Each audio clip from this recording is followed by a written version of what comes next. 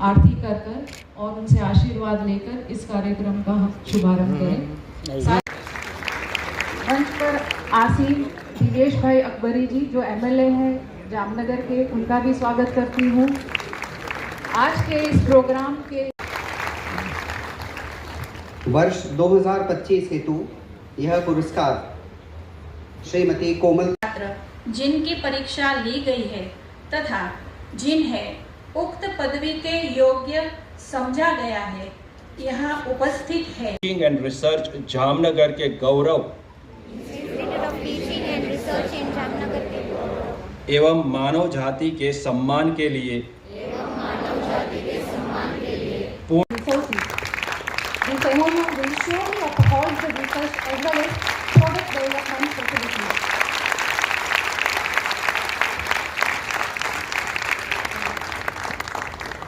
क्षण है कि आज के इस दीक्षांत समारोह में आज हम ये 3 समझौता ज्ञापन करने जा रहे हैं।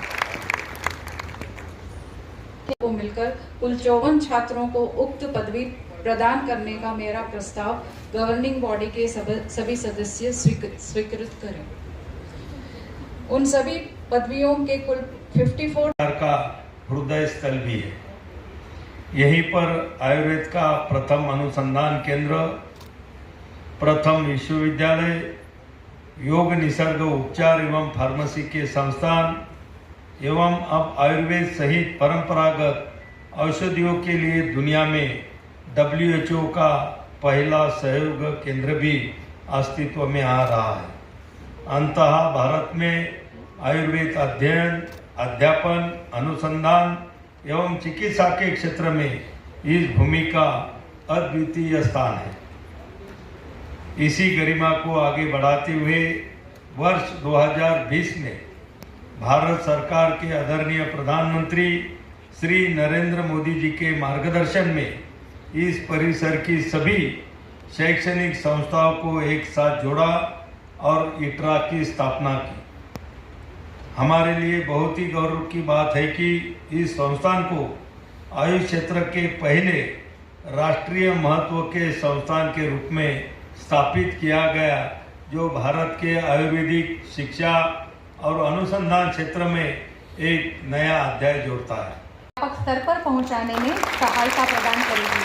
तालियों के नाद से शिक्षण का स्वागत करते हैं।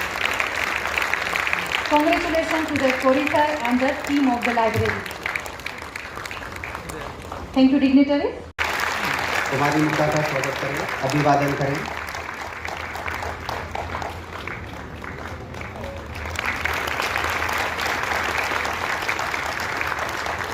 योग दिवस के सभी कार्यक्रमों को समाहित करके अमृत स्मृति के रूप में संजोया गया है। आइए हम सभी पुस्तकों का हर्ष और सम्मान के साथ तालियों के नाद से स्वागत करते हैं। अनुपस्थित छात्रों को भी पदवी प्रदान करने का प्रस्ताव करती हूँ।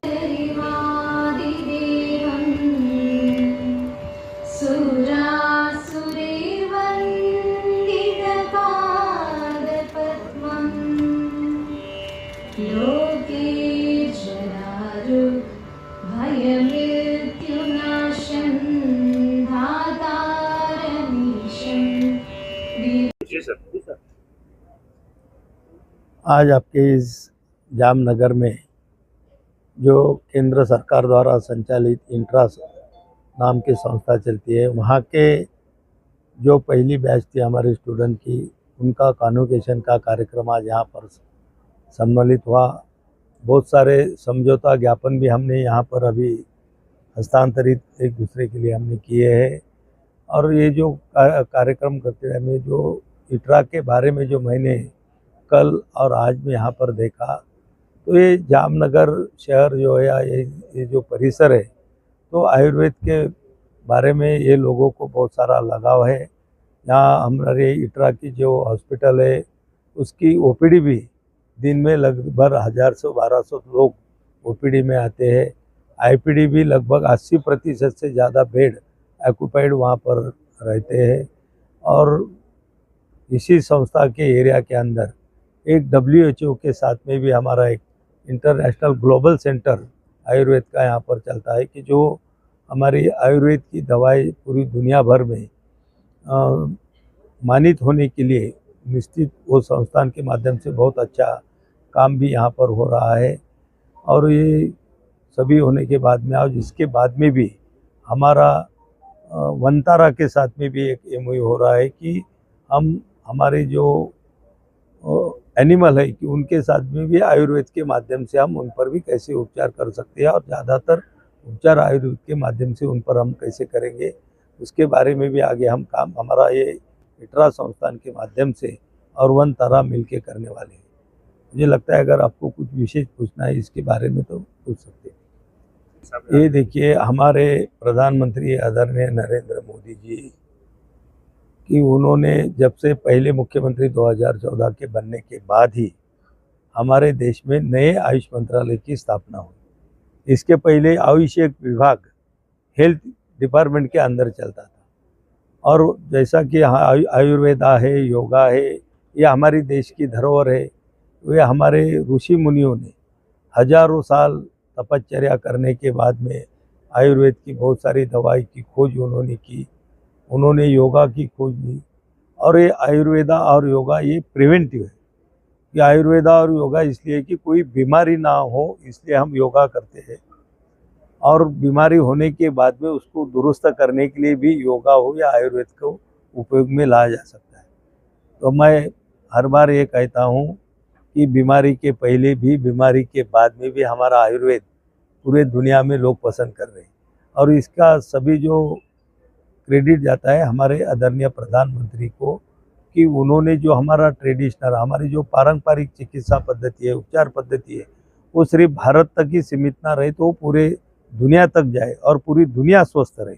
वसुधैव कुटुंबकम का भी जो घोषणा उन्होंने हमारे G20 के दरमियान की थी तो उन्होंने कि सभी विश्व स्वस्थ रहे।